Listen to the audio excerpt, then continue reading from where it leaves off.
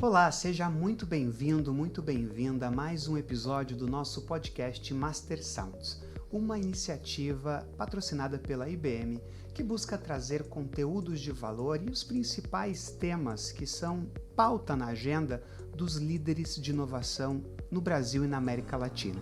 Eu sou o Jorge Dalfolvo e terei a oportunidade de conduzir mais uma conversa e hoje eu tenho o prazer, a honra de estar mais uma vez muito bem acompanhado com uma pessoa que é inspiração quando o assunto é inteligência artificial, inovação e outros temas que nós vamos descobrir ao longo deste episódio. Seja muito bem-vindo, Dr. Juan Boeira.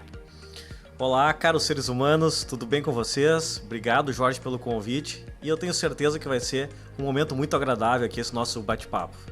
Com certeza. E para começar, Dr. Juan, gostaria que você comentasse um pouquinho sobre o seu background. Eu sei que nós temos aí um PhD em inovação, inteligência artificial, também hoje CEO de uma das empresas, de uma das organizações que, na minha opinião, mais promovem inovação e cultura de inovação no Brasil, CEO da AAA.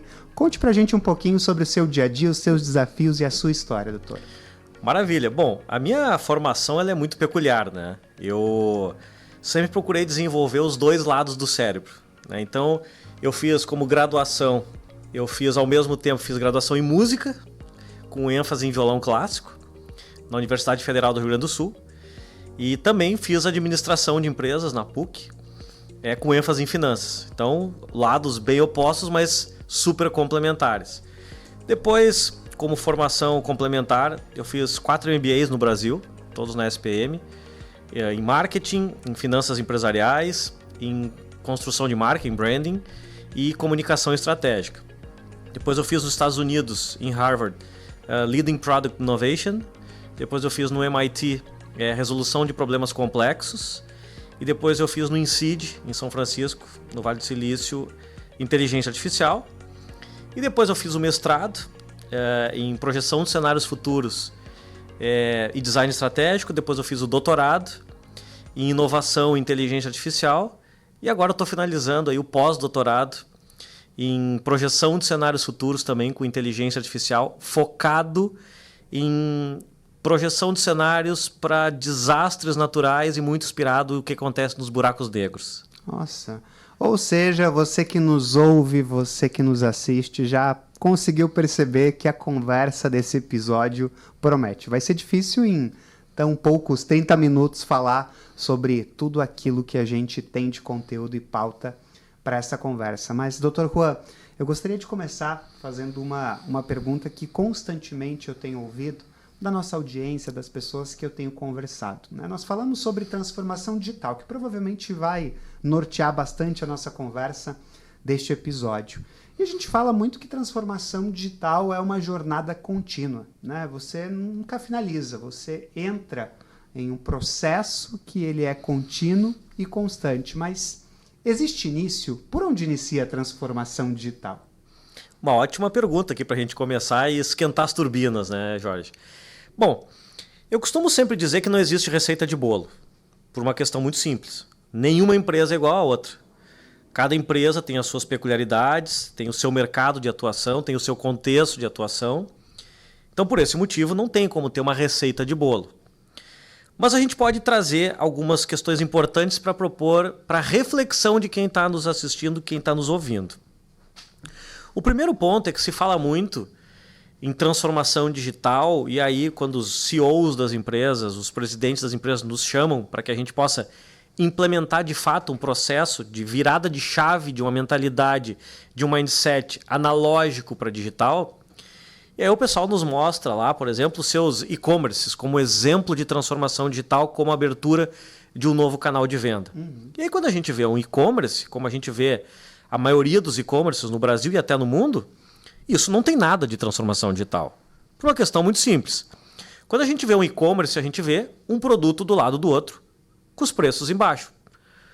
Isso é exatamente a mesma coisa que uma loja física, que tem lá um produto do lado do outro, na gôndola, na prateleira, na arara, com os preços embaixo. Então, quer dizer, É isso que o pessoal chama de transformação digital, é no máximo uma digitalização do mundo físico. Transformação digital é outra história. Quer dizer, a transformação digital, e aí pegando o que você trouxe, ela não pode ser uma coisa pontual ou transformação digital soluço, como a gente chama. Quer dizer, precisa ser um processo contínuo. O que eu quero dizer com processo contínuo? Primeira coisa, o que não é transformação digital? Simplesmente implementar um ERP, criar um aplicativo. Ou seja, a transformação digital ela precisa ocorrer no ecossistema mercadológico da empresa como um todo. Não adianta a gente simplesmente adaptar ou virar a chave da empresa dentro dos processos analógicos para processos digitais e não digitalizados, se os fornecedores não fazem essa transformação e os clientes também não fazem essa transformação. Os clientes talvez não conseguem enxergar, inclusive, valor dessa transformação. Exato, né? Exato. E aí a gente conecta com uma questão muito importante que é a moeda do mundo moderno, que não são os dados, não é o petróleo, não são as criptomoedas. A moeda do mundo moderno chama-se relevância. Ou seja, se eu não tenho relevância, eu não tenho nada. Então é justamente nesse sentido. Não adianta eu fazer algo que não é relevante para os clientes, que não vai ser nada para eles. Ou seja, não vou construir vantagem competitiva em cima disso. A diferença do valor agregado e valor percebido, por exemplo. Exato, exato. Então, o que acontece? Quando a gente está falando de transformação digital, a primeira coisa que a gente tem que fazer, como é que dentro de um mapeamento interno da empresa, eu vou usar as questões tecnológicas para eu ganhar o quê? Velocidade, acuracidade ou acurácia e abrangência para quê? Para que eu reduza custo e aumente faturamento de uma maneira muito mais inteligente. Quando eu faço esse mapeamento, o que eu tenho que fazer? Aí como é que eu conecto isso com os meus fornecedores? Porque se os meus fornecedores não estiverem alinhados... Fazem parte desse ecossistema, não vai funcionar. Não há transformação, né? E se meus clientes não estiverem preparados para isso, não vai chegar a lugar nenhum. Né? Ou seja, eu falo muito para o exemplo de bancos. Né? Ou seja, o que adianta criar um aplicativo, por exemplo, um sistema ultra tecnológico, se o senhorzinho lá ele quer ir na loja para fazer o que ele tem que fazer manualmente ou de forma analógica. Então tem todo um processo de capacitação e educação que vem antes disso, para que não seja a empresa uma ilha sozinho no meio dessa transformação digital, que aí vai ser custo. Lutando contra uma grande massa, né? Exato. Doutor, e a gente tem uma realidade no Brasil de empresas que têm boa representatividade, empresas familiares, né? É mais difícil inovar em um ambiente de uma empresa que tem na sua origem, né, uma estrutura familiar? Olha, a gente, nesse momento, a gente já vem executando projetos de cultura de inovação e de governança da inovação, que aí entra as questões ligadas à transformação digital e outras questões tecnológicas, nesse momento nos 27 estados da Federação Brasileira. Caramba. E o que eu posso afirmar pragmaticamente para vocês, que estão nos assistindo, que estão nos ouvindo, é que não existe uma diferença entre ser empresa familiar ou não familiar. Porque isso está muito alinhado com o mindset dos gestores. Ou seja, tem clientes, tem empresas no Brasil que são familiares, mas tem um mindset muito evoluído do que tange a inovação. E tem, por outro lado, empresas familiares que nem desceram para o play para brincar ainda. Né? Que ainda nem enxergam valor na inovação. Ou não enxergam que, de fato, é um caminho meio sem volta, né? Você precisa entrar nesta jornada. Exato. Né? Eu costumo dizer que não é uma discussão se eu tenho que inovar ou não. É como e quando. Né? E o mesmo acontece para empresas que não são familiares. Tem empresas que não são familiares, que estão muito evoluídas dentro do mindset da inovação, e tem empresas que não são familiares que também ainda estão engatinhando. Então, de novo, a gente não pode dizer assim, empresa familiar ela é mais complicada, porque não é. Né? No final do dia não é. Perfeito. E nessa mesma linha, doutor Juan, o que a gente percebe? Que, às vezes, alguns líderes, alguns profissionais podem entender que inovação é coisa de empresa de tecnologia. E a gente percebe, principalmente também, trazendo a realidade brasileira, ou até da América Latina, que nós temos uma economia com grande representatividade também de agronegócio, por exemplo. E temos visto grandes inovações liderados no que a gente vem falando também de Agro 5.0, com IoT, com diferentes tecnologias que vêm impulsionando e trazendo o agro como, de fato, ou comparando como uma empresa de tecnologia. Existe esse estigma ou essa dificuldade que inovação é para certos nichos, certas verticais, ou não é uma prioridade para outros segmentos? Não, isso é um grande erro, inclusive, porque a inovação, a gente parte da prerrogativa que não existe empresa, segmento, porte que não deve inovar. Né? Ou seja, a empresa que quer economizar orçamento para não inovar é a mesma coisa que querer parar o relógio achando que o tempo vai parar. Né? Quer dizer, agora a gente recém terminou um projeto de 1 ano, onde a gente trabalhou um projeto com 900 micro e pequenas empresas de todo o país. Eu estou falando de cabeleireiro, eu estou falando de ferragem, padaria, restaurante. Ou seja, a gente fez um trabalho de 1 ano com eles para virar essa chave no mindset dos empresários, dos microempreendedores e empreendedoras, em como eles podem se utilizar da inovação para gerar dinheiro novo. E quando a gente fala em inovação, por exemplo, quando eu fiz o doutorado, eu acho que eu listei, se eu não me engano, mais de 3.000 definições sobre inovação. Mas no final do dia, para mim, a melhor definição foi uma que eu aprendi com esse chefe meu quando eu trabalhei na Coca-Cola, que inovação, no final do dia, é para geração de dinheiro novo. Então, como é que a gente faz para gerar dinheiro novo? Quando eu vou falar em inovação para gerar dinheiro novo, para transformar digitalmente uma micro e pequena empresa, um MEI, eu não posso chegar e falar de inovação H1, H2, H3, inovação disruptiva, inovação incremental.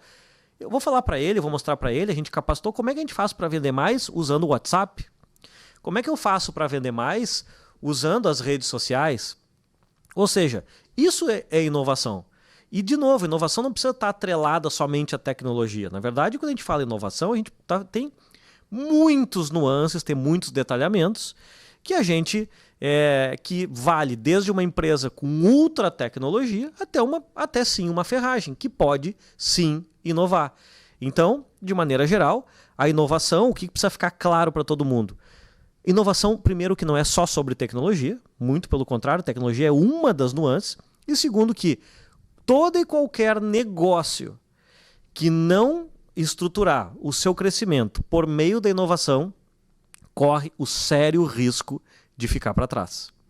E você falou bastante, Dr. Juan, sobre o mindset da inovação e cultura de inovação.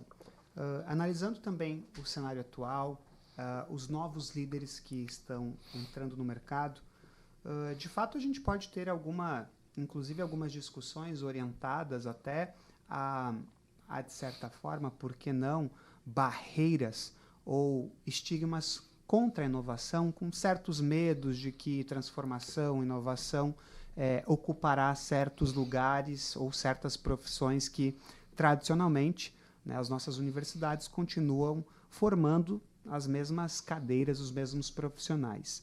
Agora, quando a gente fala do mindset da inovação, de cultura de inovação, quais são as principais habilidades, competências, ou é apenas feeling que possui esse líder inovador e que consegue se destacar e se diferenciar em um mercado que, às vezes, posso talvez afirmar que a grande maioria dos cursos, independente se é um curso técnico ou de formação superior, acabam não provocando estas discussões ou elevando, né, esta provocação de inovação. E aí?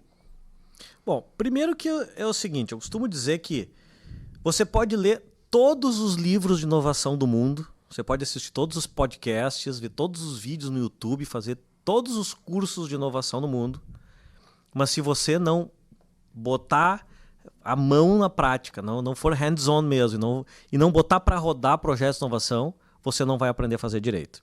É igual escalar, eu gosto de fazer uma analogia com escalar o Everest.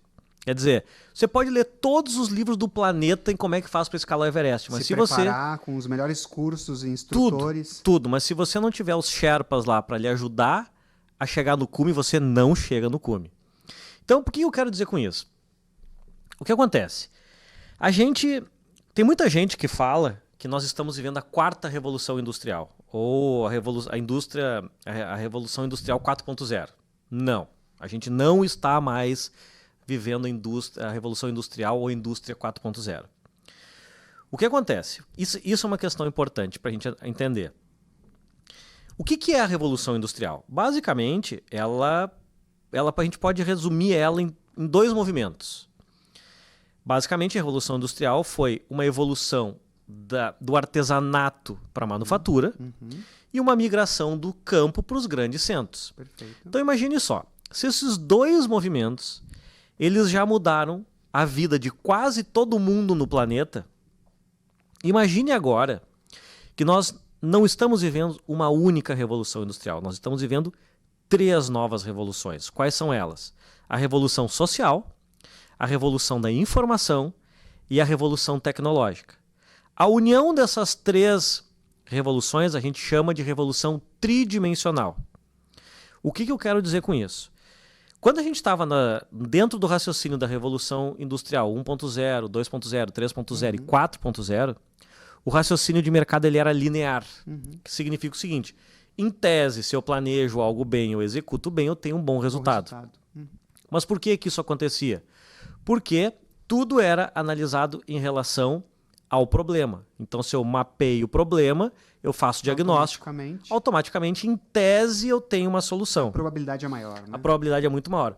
A questão é que quando a gente deriva do que a gente chamava até 10 anos atrás de indústria 4.0 para agora a revolução tridimensional, o raciocínio mercadológico ele deixa de ser linear, ele passa a ser matricial, ele passa a ser em rede, ele passa a ser tridimensional.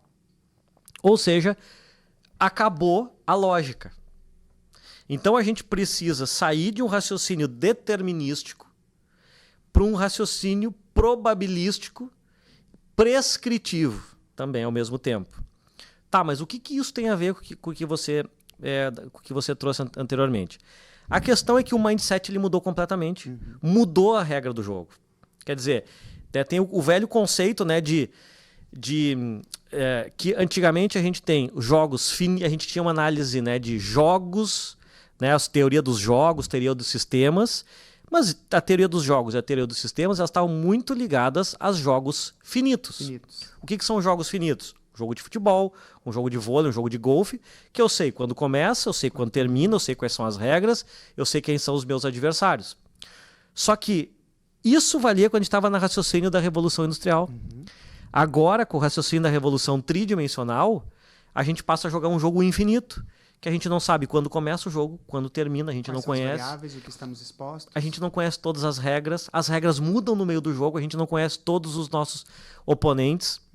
Então isso faz com que, eu gosto de fazer uma analogia, que todos nós, no âmbito mercadológico, passamos a ser como artistas, que nós sempre, daqui para frente, teremos que gravar um disco novo. Se a gente quiser continuar sendo relevante, a gente precisa criar novas obras. A gente precisa criar novos discos. A gente precisa se reinventar. E aí, o que acontece? E aí que eu começo a responder agora a sua pergunta. Tem empresas que têm sucesso há 100, 200 anos, 80 anos, 50 anos, 30 anos, enfim. E quantas vezes você já não escutou aquela velha frase: em time que está ganhando, não se mexe. Se mexe sim. Por quê? Por uma questão muito simples. Você joga muito bem futebol, mas aí você vai começar a jogar vôlei. Será que você vai jogar tão bem quanto? Provavelmente não. O próprio Michael Jordan, que foi um superastro do basquete, tá, mas e aí quando ele foi jogar golfe? Ele não teve o mesmo sucesso. Então o que acontece? A gente precisa de um tempo para se adaptar.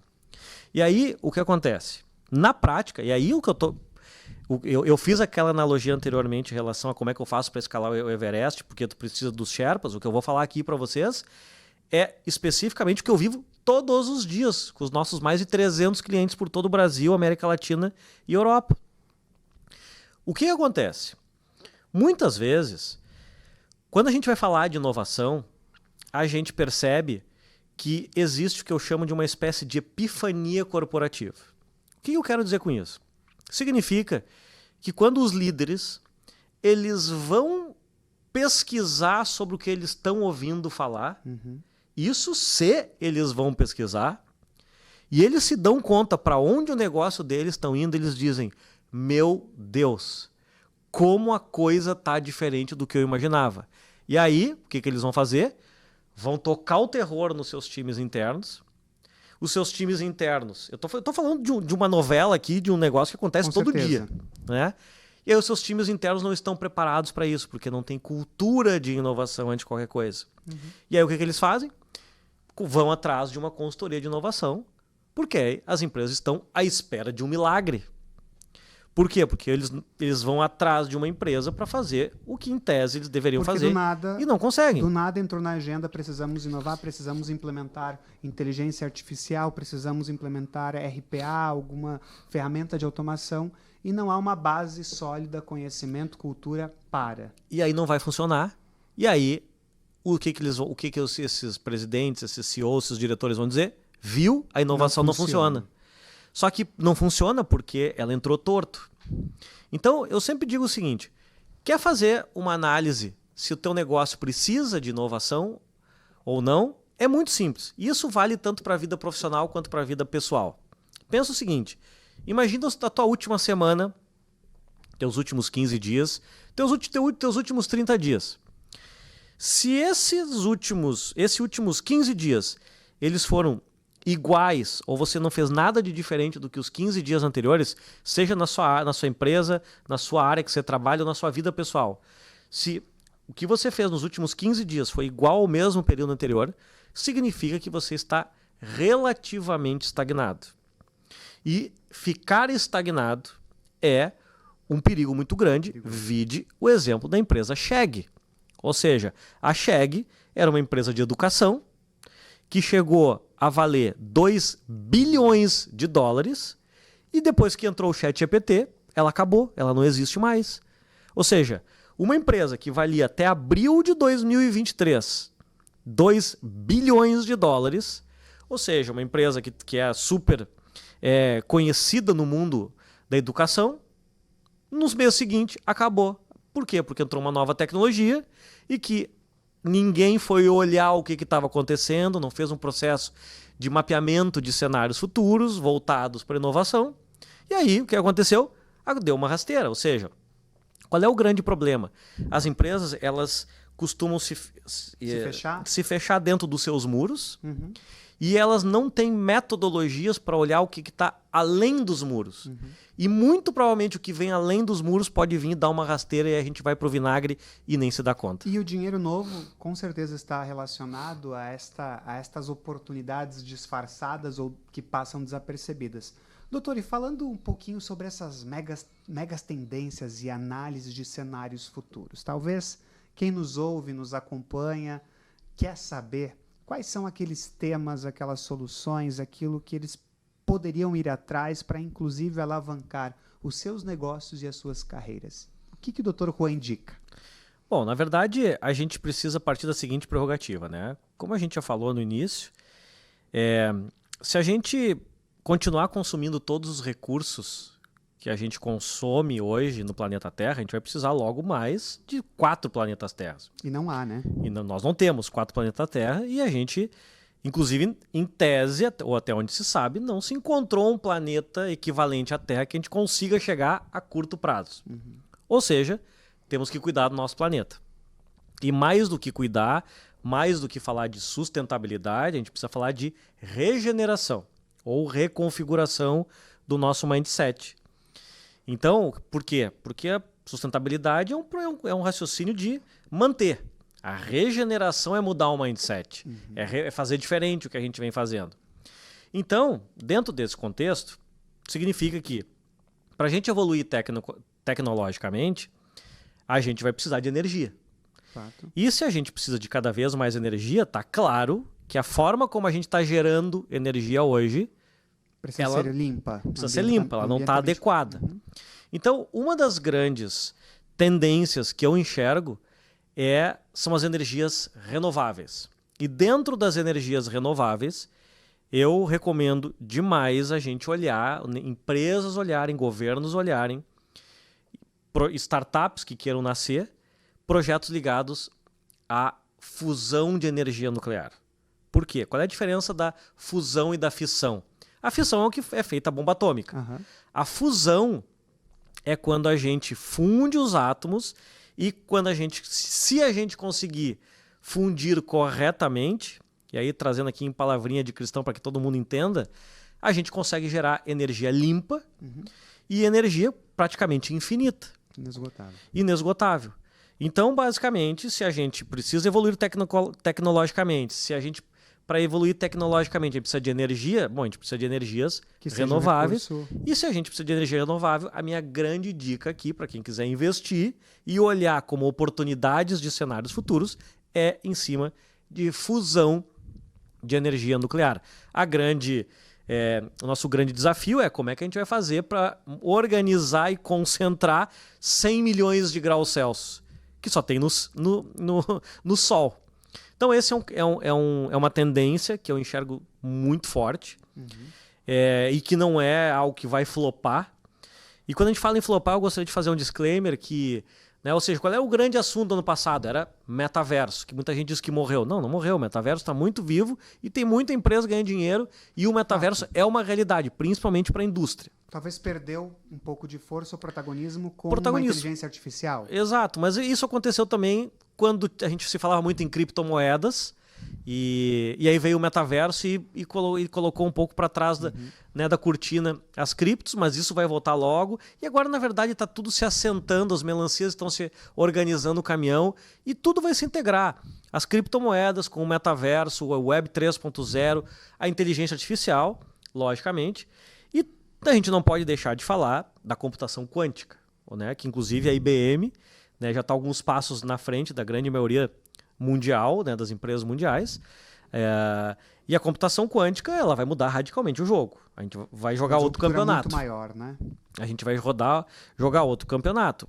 Um exemplo clássico é a questão do blockchain, que é considerado algo muito seguro hoje, mas com a computação quântica, com a quantum computing, a gente consegue quebrar codificações e protocolos de blockchain de maneira muito mais simples do que a gente imagina.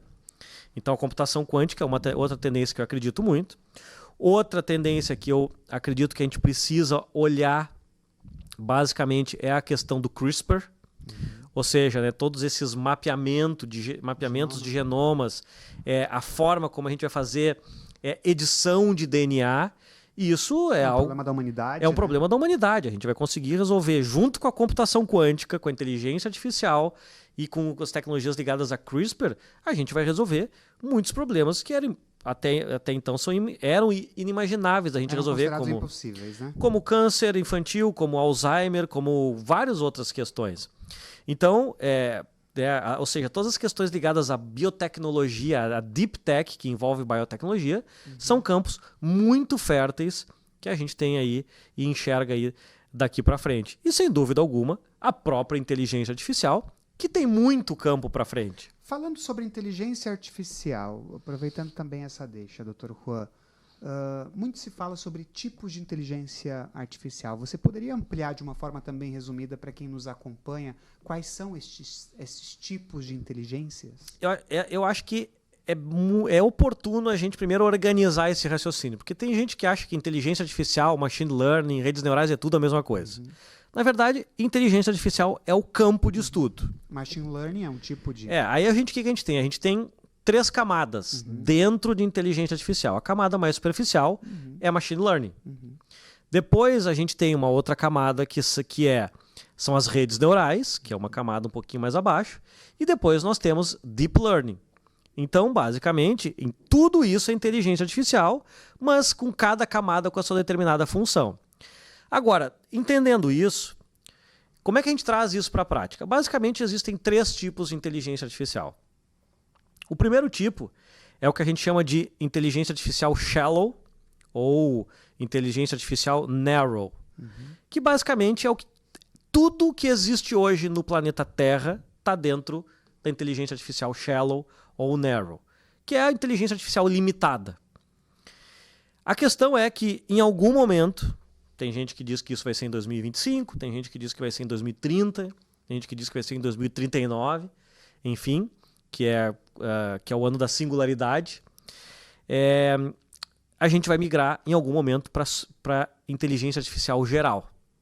Que aí vai ser quando a inteligência artificial geral ela vai fazer praticamente quase tudo que o humano faz melhor que o humano.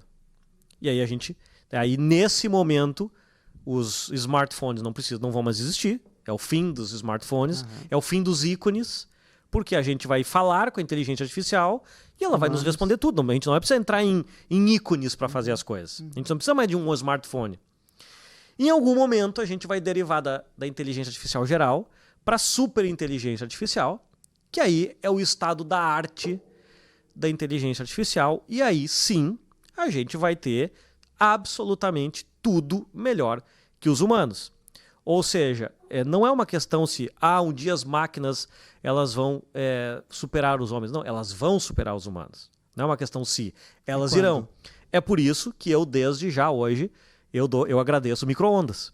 Né? Ou seja, porque um dia as máquinas vão lembrar de mim. O Juan, quando ele esquentava um prato no micro-ondas, ele me agradecia. Então o Juan é um cara legal, eu vou maneirar com ele. Interessante essa analogia. Doutor Juan, para a gente direcionar já para o fim, o tempo passa muito rápido, mas desde já agradecer a sua participação, essa aula, esse conteúdo enriquecedor, as pessoas que estão nos acompanhando, que também quiserem ouvirem, assistirem outros conteúdos sobre transformação digital, inovação, cibersegurança, automação de processos, podem acompanhar as redes sociais, tanto no LinkedIn como também no Instagram, Master If Sounds, também através do site, do website masterifandsounds.com, podem encontrar uma série de conteúdos totalmente direcionados que vão muito em linha do que a gente conversou hoje. Né? Inclusive com especialistas da própria IBM falando sobre algumas soluções que conectam ou possibilitam justamente os desafios que a gente tem hoje das principais empresas, indústrias e diferentes segmentos. Mas eu gostaria de fechar esse episódio, Dr. Juan, para a gente terminar com qual o desafio da humanidade, dos seres humanos, com toda essa enxurrada de conteúdos, tudo que a gente falou de que está muito próximo de vir. Qual o desafio da humanidade para os próximos meses ou anos, talvez? Essa é uma pergunta excelente para a gente encerrar, mas o que eu, de maneira objetiva, assim, o que eu vejo? Né? Se fala muito hoje da perda dos empregos com a inteligência artificial. Eu não enxergo que vai ser dessa forma tão radical, porque a gente já viveu várias disrupções e sempre o assunto perda de empregos vem à tona. A questão é que é basicamente exatamente igual à internet. Na época, as pessoas não entendiam muito bem o que era internet. Hoje, quem não entende de internet ou não sabe lidar com a internet, não é que vai ficar desempregado. Ela está inabilitada para ingressar no mercado de trabalho. Funções, né? Exato. Né? É a mesma coisa daqui para frente com a inteligência artificial. Quem não souber sobre inteligência artificial, e na verdade a inteligência artificial tem que ser vista como um copiloto nosso daqui para frente, como uma extensão das nossas habilidades humanas. Ou seja, o que eu quero dizer com isso? Que quem não souber lidar com inteligência artificial não estará apto para ingressar no mercado de trabalho. Então, nós não temos que nos preocupar nesse momento com os empregos, nós temos que nos preocupar com as pessoas. E por quê? Por uma questão muito simples. A inteligência artificial, basicamente, ela vem para trazer mais velocidade nos processos, acuracidade, ou acurácia, e mais abrangência. Isso faz com que todas as tarefas operacionais, elas deixem de ser feitas por humanos, desde, por exemplo, você está fazendo uma reunião, não precisa mais ter uma pessoa fazer uma ata, uma inteligência artificial faz a ata. Um assistente de compliance pode tranquilamente. Exato. Então, o que acontece? A gente está vendo que as tarefas que são operacionais e repetitivas, elas passarão a ser feitas pelas máquinas, pelas inteligências artificiais. Bom, mas aí tem um problema. Quando as pessoas se formam na faculdade, nos seus primeiros empregos, quando elas ingressam no mercado de trabalho, para estágio, elas vão fazer o quê?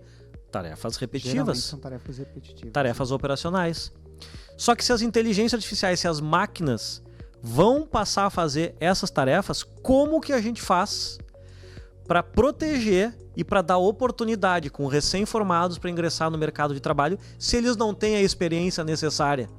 E muito pelo contrário, eles vão estar muito atrás do que as inteligências artificiais e que as máquinas podem fazer. Então, esse é um grande desafio imediato da humanidade, que eu não escuto ninguém falar, mas a gente precisa, urgente, pensar sobre isso e refletir seriamente sobre isso. Excelente.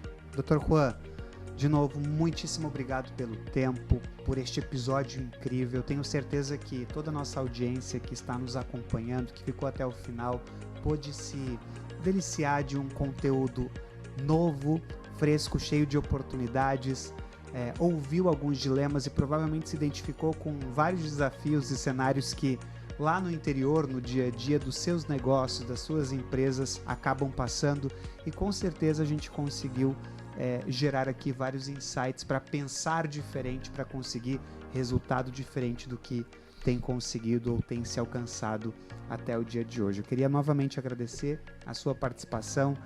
Sem dúvida, a gente teria aqui espaço para conversar sobre outros temas que foram surgindo. Se você quiser sugerir também algum tema que talvez a gente não abordou, quem sabe futuramente a gente pode voltar a conversar e também explanar sobre esses temas. A gente vai ficando por aqui. Foi um prazer conduzir essa conversa. Muito obrigado pela sua participação no Master Sounds, essa iniciativa promovida pela IBM, que de fato está trazendo grandes líderes da América Latina para, muitas vezes, faz parte do processo de aprendizado, confundir, gerar incômodo para que a gente possa partir para a ação. Maravilha, eu que agradeço a oportunidade de estar aqui, e o objetivo, eu espero que ele seja cumprido, que é fazer as pessoas não dormirem essa noite e ficar pensando em tudo isso. Muito obrigado, e a gente vai ficando por aqui. Em breve você terá novos episódios, novos conteúdos nas redes sociais e na página do Master Sounds. Muito obrigado.